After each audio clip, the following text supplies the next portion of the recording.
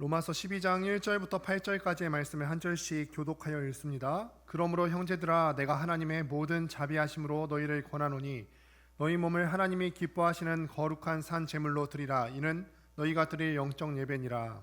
너희는 이 세대를 본받지 말고 오직 마음을 새롭게 함으로 변화를 받아 하나님의 선하시고 기뻐하시고 온전하신 뜻이 무엇인지 분별하도록 하라. 내게 주신 은혜로 말미암아 너희 각 사람에게 말하노니 마땅히 생각할 그 이상의 생각을 품지 말고 오직 하나님께서 각 사람에게 나누어 주신 믿음의 분량대로 지혜롭게 생각하라. 우리가 한 몸에 많은 지체를 가졌으나 모든 지체가 같은 기능을 가진 것이 아니니 이와 같이 우리 많은 사람이 그리스도 안에서 한 몸이 되어 서로 지체가 되었느니라. 우리에게 주신 은혜대로 받은 은사가 각각 다르니 혹 예언이면 믿음의 분수대로 혹 섬기는 일이면 섬기는 일로, 혹 가르치는 자면 가르치는 일로, 혹 위로하는 자면 위로하는 일로 구제하는 자는 성실함으로 다스리는 자는 부지런함으로 긍휼을 베푸는 자는 즐거움으로 할 것이니라. 아멘. 오늘은 로마서 10번째 시간입니다.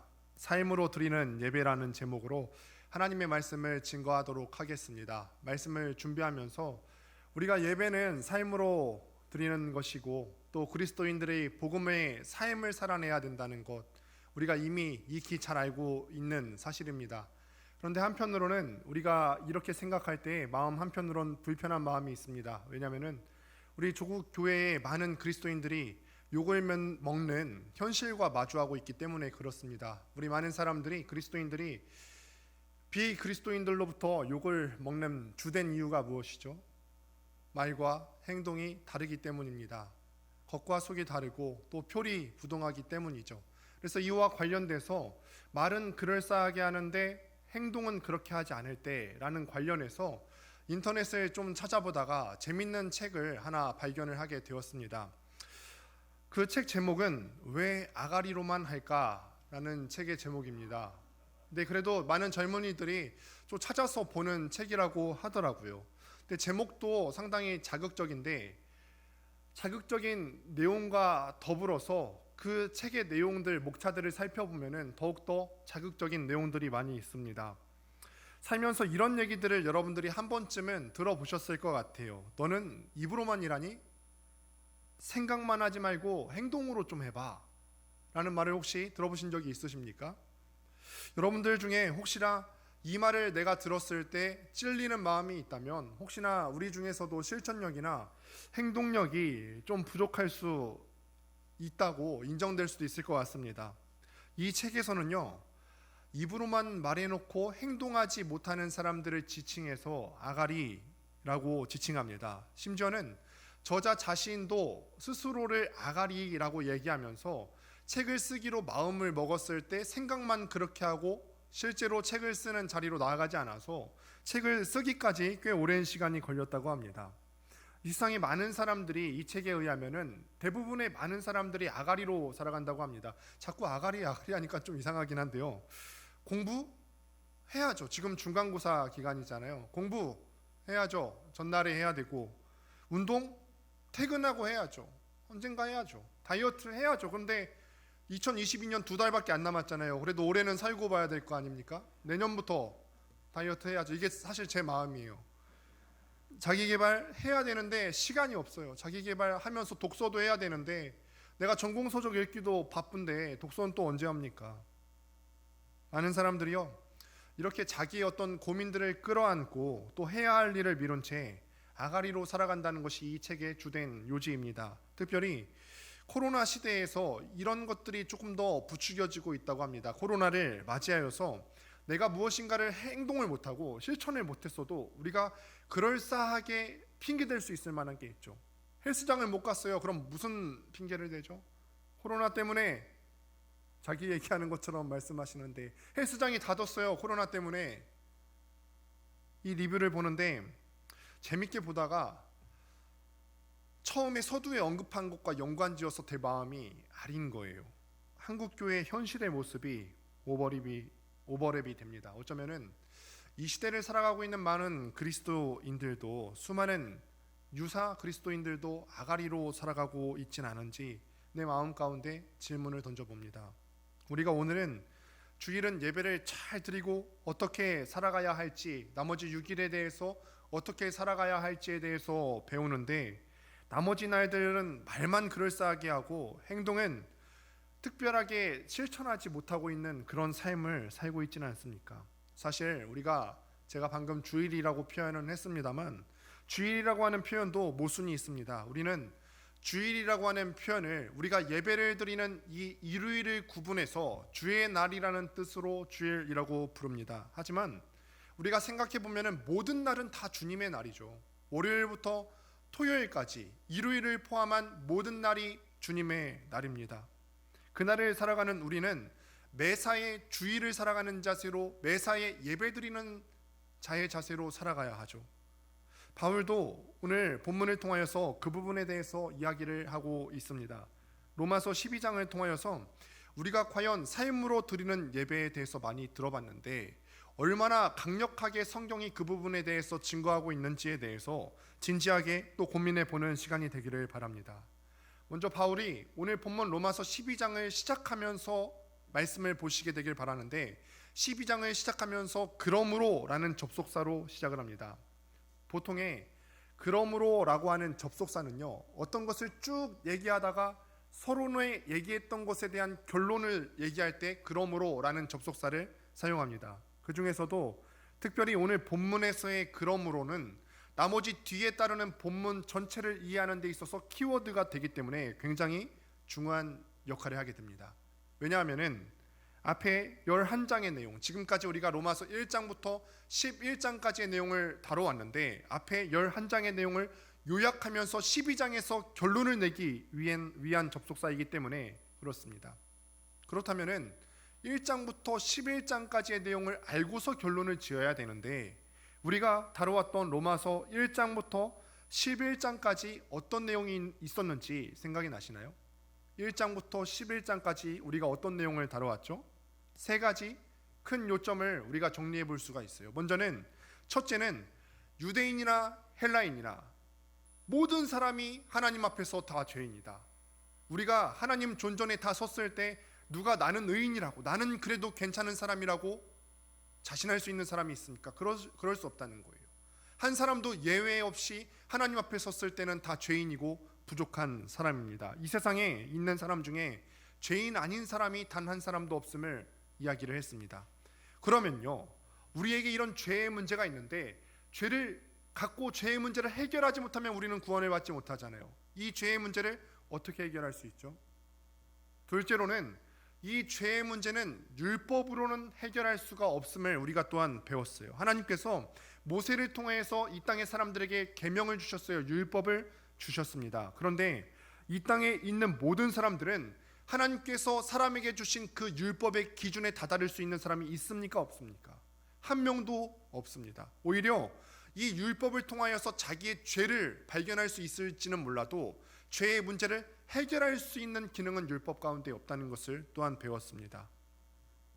그러면 세 번째 요점이 나오게 되죠. 셋째는 우리가 죄의 문제가 있고 율법으로는 이 죄의 문제를 해결할 수가 없기 때문에, 그렇기 때문에 하나님께서는 자신의 독생자 예수 그리스도를 이 땅에 보내주셔서 우리를 구원해 주셨다는 것입니다. 믿습니까?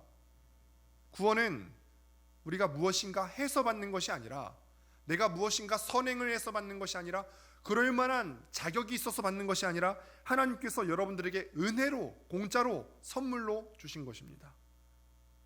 여기까지가 로마서 1장부터 11장까지의 핵심적인 세 가지 요점입니다. 그러면은 다음에는 어떤 내용이 와야 될까요? 내가 죄가 있고 율법으로는 해결을 못해서 예수 그리스도의 전적인 은혜로 말미암아서 구원을 받았다면, 그러므로 우리는 구원받은 자로서의 합당한 삶을 살아야 된다 라는 내용이 따라오게 되는 것이죠. 너희는 그러므로 구원받은 사람으로 어떻게 살아야 한다는 어떤 삶의 예배에 대한 부분이 나오게 된다는 것입니다. 함께 1절 말씀을 읽어보도록 하겠습니다. 함께 읽습니다. 시작. 그러므로 형제들아, 내가 하나님의 모든 자비하심으로 너희를 권하노니 너희 몸을 하나님이 기뻐하시는 거룩한 산 제물로 드리라. 이는 너희가 드릴 영적 예배니라. 아멘. 그래서 바울이요, 이 모든 1장부터 11장까지에 대한 결론으로 지금 12장을 시작하고 있는데 자세히 보시면은 이 모든 권면을 시작하기에 앞서서 하나님의 모든 자비하심으로 라는 표현이 있어요. 여러분들이 만약 밑줄을 긋는다면 여기에 그셔야 될 겁니다. 하나님의 모든 자비하심으로 권면한다 그럽니다. 그런데 하나님께서 우리에게 보여주신 자비하심이 뭘까요? 하나님께서 우리에게 보여주신 자비하심이 뭐예요? 십자가 사건이죠. 바로 아들 예수 그리스도를 아무 가능성이 없는 우리 인간에게 보내주셔서 보여주신 그 사랑, 그게 하나님께서 우리에게 보여주신 자비하심의 요체입니다. 바울이 결론을 지어서 성도들에게 무엇인가를 얘기하기에 앞서서, 무엇인가를 시작하기에 앞서서 그리스도의 사랑, 십자가 사랑으로 시작을 합니다. 이 점이 우리 모두에게, 우리 모든 성도들에게, 우리 모든 청년들에게 주는 교훈이 있다고 생각합니다. 저는 지금까지 여러 교회들을 사역하면서 다양한 부류의 사람들을 만나보게 됩니다. 그 중에는 진짜 그리스도인이 있는가 하면 유사 그리스도인이 있음을 보게 되었어요. 유사 그리스도인은 그럴싸한데 사실은 가짜라는 얘기입니다. 그런데 누가 진짜고 누가 가짜일까요? 작년과 올해 우리 라이프캐쳐에 등록된 새가족 수만 70여 명의 새가족이 왔어요. 그런데 새가족으로 등록을 하게 되면은 우리가 꼭 거쳐야 되는 코스들이 있죠. 먼저 4주간의 새가족 교육기간을 거쳐야 됩니다. 그 다음에 새가족 교육기간을 거쳐서 소그룹에 한참 소속돼서 이제 활동을 하다 보면은 어느샌가 리더가 넌지시 묻습니다. 너 이제 우리 교회에 온 지 좀 됐는데 확신반을 좀 하면 좀 어떻겠니? 저 확신반 저번에 했는데요. 그러면 제자반 해야지 라고 대답을 해요. 그래서 제자반을 이제 확신반 8주 그리고 제자반 16주의 과정이 있습니다. 여러분, 이 과정을 다 마치고 나면은 이제 교육자들이 또 물어요. 제가 또 묻죠. 여러 가지 섬김의 자리가 있단다. 찬양 팀으로 섬길 수도 있고, 소그룹 리더, 정말 귀중한 자리죠. 소그룹 리더로 섬길 수 있는 여러 가지 방향성들에 대해서 이야기를 합니다. 그런데 어떤 사람들은 또 이렇게 프로세스를 밟아나가는 재미에 오는 사람도 있고, 또 어떤 사람들은 그냥 사람들하고 같이 있는 것이 또 즐거워서 오는 사람들도 있어요. 이렇게 우리가 어느샌가 또 여러분들 집사님도 되고 또 권사님도 되고 장로님도 되실 거잖아요. 이렇게 직분을 얻고서 교회에서 적응을 해나가는데, 우리가 진지하게 생각해 보면 이런 사람들이 많아요. 뭐냐면 직분을 얻고 교회 생활을 해나가는데 그 마음 한구석이 빈 사람이 많다라는 거죠. 그 빈 게 뭐냐면 십자가 사랑이 없는 거예요. 내가 리더가 되고 내가 찬양팀으로 섬기고 내가 여러 가지 스텝으로 섬기는데 봉사의 자리에 있고 직분의 자리에 있는데 속빈 강정 같은 사람이 많다는 거예요. 예배에 나오는데 십자가 사랑의 감격을 느껴보지도 못하는 그런 지체가 많죠. 정말 예수님께서 내 죄를 위해서 십자가에 달려 돌아가셨구나, 그 하나님의 자비하심에 대해서 깨달아야 한다는 거예요. 이 사실을 뼈저리게 느껴본 적이 없다는 거예요. 놀랍게도 많은 사람들이, 많은 새가족들이 교회에 와서 이 복음을 먼저 깨닫는 것이 아니라 교회 생활을 먼저 깨닫는다는데, 우리 일반적인 교회에 문제가 있습니다. 그렇게 5년, 10년을 교회를 다니면서 교회 생활에 익숙해지는데 그 마음 한복판은 텅 비어있는 경우를 보게 되죠. 우리가 알곡과 가라지의 비유를 보죠. 그런데 그 가라지를 독보리라고 부르는데, 독보리는 겉으로는 그럴싸하게 보이는데 속이 비어있는 게 독보리라고 하는 거예요. 우리가 교회를 다니는데 마음속에 십자가 사랑이 없고 십자가의 감격이 없고 이런 사람들은 유사 그리스도인 가라지 독보리입니다.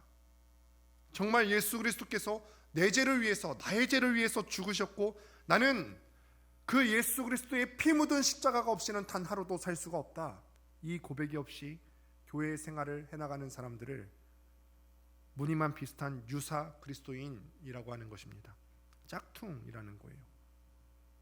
그래서 우리가 이 바울의 고백을 보면서 생각해야 할 것, 받아야 할 교훈은 무엇이냐면, 우리 모든 그리스도인들의 시작은 바로 하나님의 자비하심, 이 십자가 사랑을 기초로 해야 한다는 것입니다. 그러면 또 여러분들께 묻습니다. 여러분들께서는 예수 그리스도의 십자가 사건이 나를 위해서 죽으신 사건이고, 내가 그분의 죽으심과 또 그분의 나를 용서하심 없이는 단 하루도 살 수 없는 죄인임을 인정하시며 사십니까? 그렇게 용서받았으면 기뻐해야 되는데 이런 복음의 감격과 기쁨을 매 예배하는 가운데 누리며 사십니까? 이것이 전제돼야 우리의 신앙생활이 진짜가 되는 겁니다. 이 자비는 예수 그리스도의 십자가 사건을 이야기를 합니다. 그리고 이어서 바울이 계속해서 이야기합니다. 1절 다음 말씀을 보시겠습니다. 다음 말씀을 보시면은 예수 그리스도 십자가 사건을 말미암아서 하나님의 모든 자비하심으로 너희를 권한다라고 되어 있습니다. 권한다. 이 권한다라는 일반적인 표현은 흔히 이렇게 알려져 있죠. 뭐뭐 해 주시겠습니까? 이게 일반적인 권면의 형태예요. 권유할 때는 뭐뭐 해 주시겠습니까? 그런데 때로는 우리가 한글로 번역된 성경을 보다 보면은 한글 번역이 때로는 미미한 경우가 있는데, 이 표현은 사실은 굉장히 강한 끌어당기는 의미를 내포하고 있어요. 그 의미를 제가 한 책의 이야기를 통해서 설명을 해보고자 합니다. 한번 잘 따라오시면서 이해를 하시기 바랍니다. 화면을 띄워주셨는데 전능자의 그늘이라는 책이 있어요. 이 책을 못 읽으신 분들은 꼭 한 번씩 필독으로 읽어보시기를 추천합니다. 이 책에서 나오는 주인공의 이름이 짐 엘리엇이라고 하는 한 젊은 미국 청년이 나옵니다. 근데 이 청년이 20대 때의 나이에 에콰도르에서 자기의 삶을 선교사로 헌신하기로 결단을 해요. 그래서 이 청년이 1956년에 이 땅에 남은 마지막 살인부족인 아우카족에게 복음을 전하려던 차에 자신과 4명의 친구들이 복음을 전하려고 첫 발을 내딛는 순간 그 자리에서 창에 찔려 죽습니다. 그래서 이 소재를 다룬 영화도 나왔죠. 창끝이라는 영화로도 나왔는데요. 이때 미국의 한 잡지사, 라이프지라고 하는 잡지사가 이 죽음을 보도했는데 헤드라인 제목이 What a unnecessary waste예요. 뭐냐면 얼마나 불필요한 죽음인가. 너희가 명문대학을 나와서 이 젊은 나이에 앞으로 꿈을 펼쳐볼 시기가 많이 남아있는데 그 볼모지에 가서 복음을 전하다가 뭣도 해보지 못하고 한 발자국 내딛자마자 죽은 그 죽음 얼마나 불필요한 죽음인가. 헤드라인을 그렇게 뽑았어요. 이 짐 엘리엇의 부인이 바로 엘리자베스 엘리엇이라고 하는 사람인데요. 이 아내가 남편을 옆에서 다 본 거예요. 남편이 자신의 전 생애를 털어서 이 아우카족에게 얼마나 헌신하였는지를 옆에서 다 알겠죠. 그러면서 이 아우카족을 위해서 얼마나 기도했는지, 얼마나 눈물을 흘렸는지 다 봤어요. 그래서 이 아내가 남편이 못다 이룬 일을 위해서 아우카 부족 속으로 들어가요. 다행히도 이 아우카족은 여자를 건드리는 것은 비겁하다고 그래서 이 부인의 목숨은 건드리지 않습니다. 그리고 마침내 남편을 죽였던 추장도 예수를 믿게 됩니다. 창끝이라고 하는 영화를 보면 엔딩에 그 추장이 목회자가 된 장면이 또한 실려 있어요. 그런데 이 아내의 입장을 한번 생각해 보시는 거예요. 엘리자베스 엘리엇이라고 하는 사람이 아우카족 속에 들어가서 선교 사역을 할 때마다 누가 생각날까요? 누구의 죽음이 오버랩되고 누구의 죽음이 전제가 되는 사역일까요? 남편의 죽음이 생각나죠.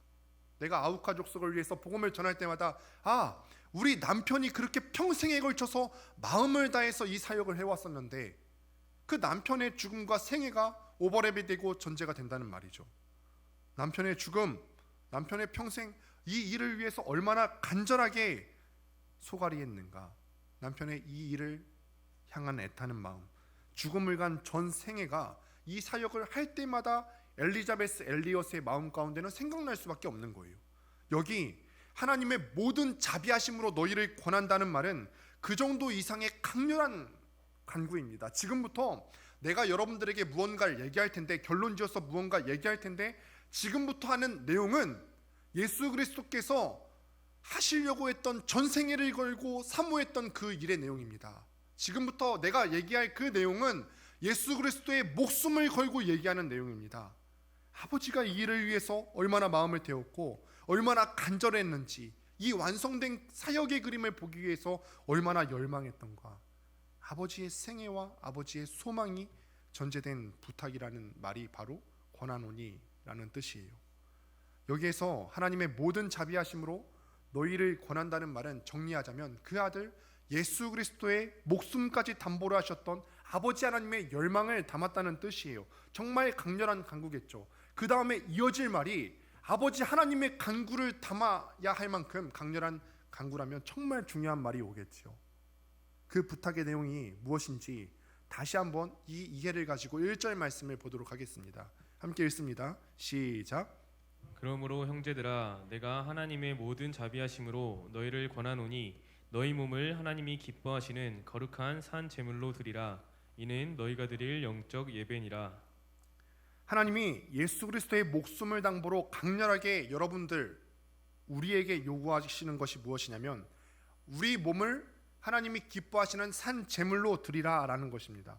근데 여기서 몸이라고 하는 단어를 여러분들이 잘 이해를 하실 필요가 있는데 이 몸이라고 하는 헬라어가 소마라고 하는 단어인데 단순히 어떤 육체적인 플래시만 얘기하는 것이 아니라 전 인격을 다 담고 있는 것을 몸이라는 한 단어로 표현을 합니다. 우리의 마음과 우리의 정신과 우리의 모든 생각과 육체적인 부분까지 우리의 전 인격을 아우르는 것이 헬라어 소마, 몸이라고 하는 단어예요. 여러분, 마음과 육체는 전 인격에서 서로 분리가 될 수 없는 것입니다. 예를 들어서 이제 조금 있으면 연말이잖아요. 제가 이제 예견하건대 조금 있으면은 다음 세대 부서에서 여러분들을 데려가려고 스카웃 전쟁이 벌어질 겁니다. 막 한 전도사님이 막 올 거예요. 정말 간절한 눈빛으로 여러분들에게 와서 누구누구 형제, 누구누구 뭐 자매, 저희 부서에서 같이 교사 한번 해보면 어때요? 그러면서 뒤에 뭐 여러 가지 설명들을 붙여 우리가 정말 어려운 부서예요. 여러분 여기 오셔야 됩니다. 그러면은 이제 우리 청년들이 이제 거절하는 방법도 다양하게 있는 걸로 알아요. 기도해 보겠습니다. 기도를 굉장히 오래 해요. 2년, 3년 합니다. 어떤 지체는 저는 너무 바빠서 마음만 같이 할게요. 근데 이게 말이 안 되는 얘기죠. 몸이 안 가는데 마음만 같이 한다. 우리는 이걸 정신분열이라고 얘기해요. 근데 다음 세대 교사를 해야겠다고 한번 생각을 해보십시다. 제가 우스갯소리로 얘기를 했습니다만 다시 한번 집중해서 생각을 해보십시다. 다음 세대에 섬기는 것에 대한 가치관이 동의가 되고 의지가 따라가야지 몸이 따라가는 겁니다. 맞습니까? 맞죠? 그래야 우리가 몸이 움직일 수 있어요. 우리의 모든 생각과 마음과 행동은 어떤 순서의 차이는 있을 수 있지만 같이 가는 겁니다. 마음과 몸이 결국 같이 가요. 그런데 여러분들의 경우를 한번 생각해 보세요. 아까 서두의 책 제목을 왜 아가리로만 살까 이런 책의 제목을 담았는데 왜 우리가 말만 하고 행동까지 가지 못하느냐. 여러분들 생각하는 데서 행동까지 가는 게 가깝습니까? 뭡니까? 가깝지 않습니다. 왜냐하면 생각은 우리가 먼저 하게 되지만 어떠한 특정한 행동이 몸에 배어 있는 게 아니라면 습관화되어 있는 게 아니라면 행동으로 바로 나오지 않는 거예요. 또 한 번 묻습니다. 여러분들이 행동하는 모든 행동의 양식들이 있죠. 그 행동하는 것이 여러분들의 의식의 지배를 받을까요? 무의식의 지배를 받을까요? 무의식의 지배를 받습니다. 그런데 이 무의식을 또 한번 생각해 보십시다. 우리가 나도 모르게 그냥 행동해서 나오는 거, 이 무의식이라는 것은요, 의식이 반복해서 축적된 결과예요. 내가 처음에는 익숙하지 않은 것도 의식적으로 계속해서 하다 보면은 나중에는 무의식이 되어요. 저 같은 경우도 아까 보강을 하면서 함께 나눴습니다만 새벽 기도 처음에 가려고 했을 때 의식적으로 맞췄어야 돼요. 4시 40분에 알람을 맞춰서 그 다음에 55분에 머리를 감고 와이셔츠를 입고 이런 것들이 처음에는 프로세스가 제 머릿속에 다 있어요. 그런데 요즘은 새벽 기도의 자리에 앉아 있으면은 내가 언제 씻었지 하고 나와요. 옷도 그냥 입혀져 있어요. 잘 기억은 안 나는데 그냥 무의식이 돼서 이렇게 행동이 나온다는 거죠. 여러분들도 그런 게 있죠. 교회에 나올 때 처음에 교회에 나온 지 얼마 안 된 사람들은 우리 교회 예배가 또 특이하게 3시잖아요. 근데 교회에 나온 지 얼마 안 된 사람들은 의식적으로 이 시간에 맞추기 위해서 노력을 해야 돼요. 3시에 예배니까 주말이니까 12시쯤 일어나서 1시쯤 화장을 하기 시작해서 2시쯤 출발을 해야 되겠다. 처음에는 이렇게 의도적으로 생각하고 움직여지죠. 근데 아직도 이렇게 생각하고 오시는 분들은 초보예요. 그러다가 이제 점차 익숙해지기 시작해요. 이 셋이라는 예배 시간에 익숙해지기 시작하면서 꽤 오랜 시간 동안 신앙생활하면서 이제는 주일 예배 시간 되면은 몽유병 걸린 사람처럼 그냥 나오는 거예요. 익숙해지다 보니까. 이게 의식이 학습화되고 무의식이 전제가 된 행동으로 나오는 과정입니다. 이렇게 되기까지 시간이 오래 걸리죠. 의식적으로 생각했던 것들이 축적되어서 무의식이 되고 행동으로 이어지는 이런 전인격적인 과정을 바로 오늘 본문에서는 몸이라고 하는 한 단어로 표현하고 있는 거예요. 이런 동일한 내용을 담아서 오늘 본문 2절에서도 이렇게 이야기를 합니다. 함께 2절 말씀을 읽겠습니다. 시작.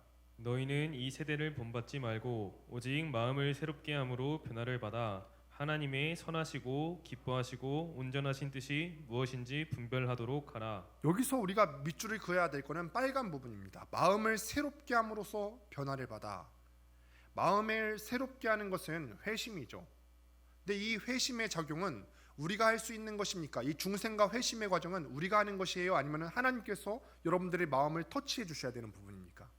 하나님께서 여러분들을 회심시켜 주셔야 되는 거죠. 중생이 하나님으로부터 오는 것이잖아요.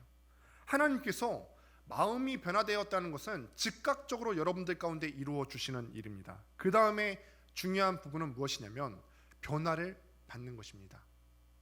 이것은 우리가 예수를 믿은 후에 의식적이고도 계속적인 훈련을 통해서 점진적으로 거룩하게 되어져 가는 거예요. 이것을 우리는 성화라고 이야기를 합니다.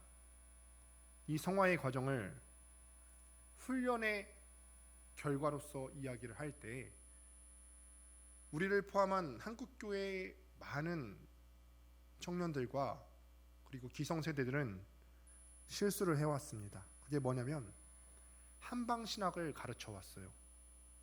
지속적인 훈련을 통해서 의식이 무의식이 되고 또 행동까지 전 존재가 산 제물로 하나님 앞에 바치어지도록 그렇게 꾸준하게 훈련을 시켜야 되는데 이례적인 방법으로 그때그때만 지나오는 그런 사역들을 해온 거예요. 1년에 2번 부흥회야 하는 거, 1년에 2번 수련회야 하는 거, 또 어떤 특별한 이벤트성인 그런 어떤 행사들을 통해서 영적인 카타르시스를 느끼지만 지속적으로 어떤 훈련을 하는 것을 가르쳐지지 않으면 얼마 안 가서 그 열정은 사그러들어요. 그래서 그때 느낀 감정을 갖고 이때가 나의 최고점이었는데 근데 훈련이 안 되어 있다 보니까 2주 지나고 나면 사그러들죠. 또 여기 있는 많은 사람들이 또 우리 공동체는 제자훈련을 하는 공동체인데 제자훈련을 받지 않습니까? 그 제자반을 시작하면은 제가 꼭 얘기를 해요. 제자반 16주의 과정은 여기서 무언가 완성품을 만들기 위한 것이 아니라 훈련하고 습관을 만들기 위한 기간이라고 이야기를 합니다. 그동안 16주 동안 뭐 큐티하는 거, 말씀 보는 거, 기도 생활을 안 해왔다면은 이 제자반 16주의 과정을 통해서 지속적이고 꾸준한 훈련을 할 수 있도록 돕는 것입니다.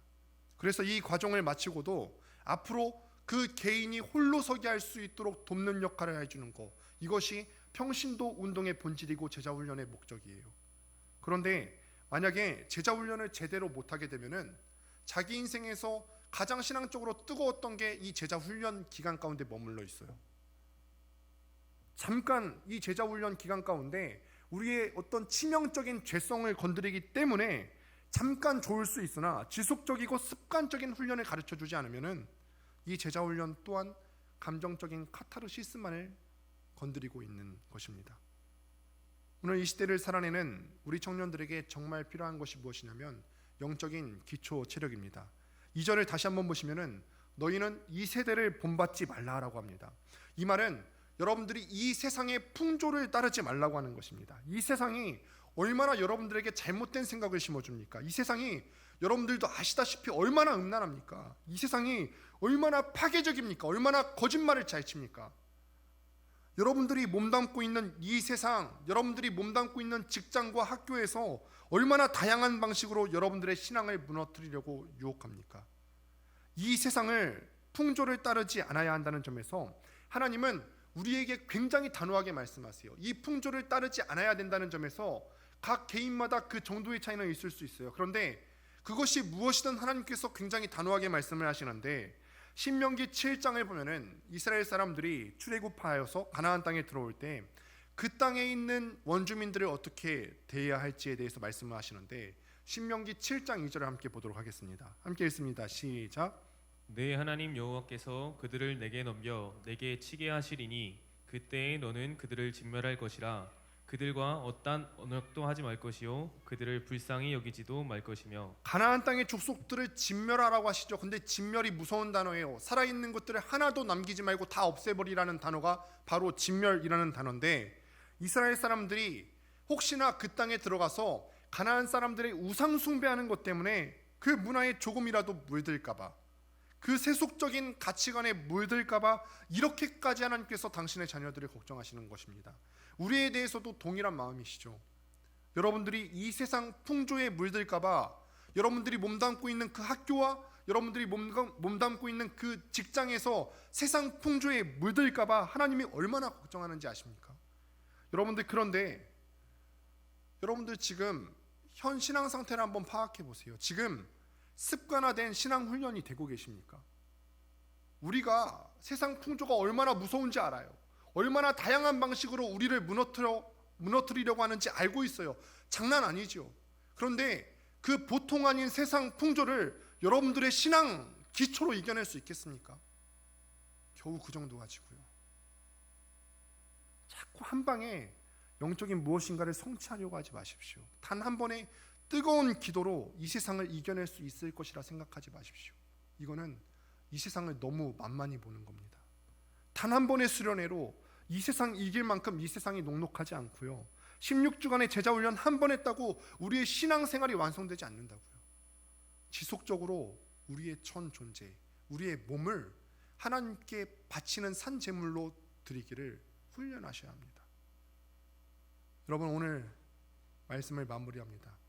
말씀을 준비하면서 저는 이 주일 예배에 대한 기대가 있어요. 뭐냐면 이 주일 예배가 파송 예배가 되었으면 좋겠다 하는 생각이 들었어요. 이제 여러분들은 이 예배를 마치시고 각자 6일간 여러분들의 위치로 또 가게 되겠죠. 직장에서, 또 학교에서, 또 여러 가지 삶의 현장 가운데로 가게 될 겁니다. 매주에 예배드리는 이 시간을 통하여서 영적인 힘을 얻고 또 일주일간을 넉넉하게 이겨냈으면 좋겠다는 생각이 들어요. 또 기대하는 것은 여러분들이 신앙적으로, 인격적으로 자라가기를 포기하지 않았으면 좋겠다. 단번에 우리 몸을 거룩한 산 제물로 드릴 수 있으리라고 착각하지 마십시오. 우리가 마주하고 있는 이 세상의 풍조, 여러분들이 앞으로 6일 동안 살아가면서 마주하게 될 여러분 학교 생활과 직장 생활은 이미 아시다시피 만만한 세상이 아니에요. 여러분들을 유혹하고 있는 이 세상의 풍조가 어떤 것인지에 대해서는 여러분들 각 개인마다는 다를 겁니다. 그러나 그것이 무엇이든 짧은 시간 훈련만으로는 이길 만한 것이 아닙니다. 날마다 우리가 성령의 능력을 의지하고 우리의 경건의 습관을 유지해서 바라건대 여러분들의 매일의 삶에서 여러분들을 산 제물로 거룩한 예배의 삶을 살아내는 여러분들 될 수 있게 되기를 주님의 이름으로 축원드립니다. 다 같이 일어나서 함께 찬양합시다.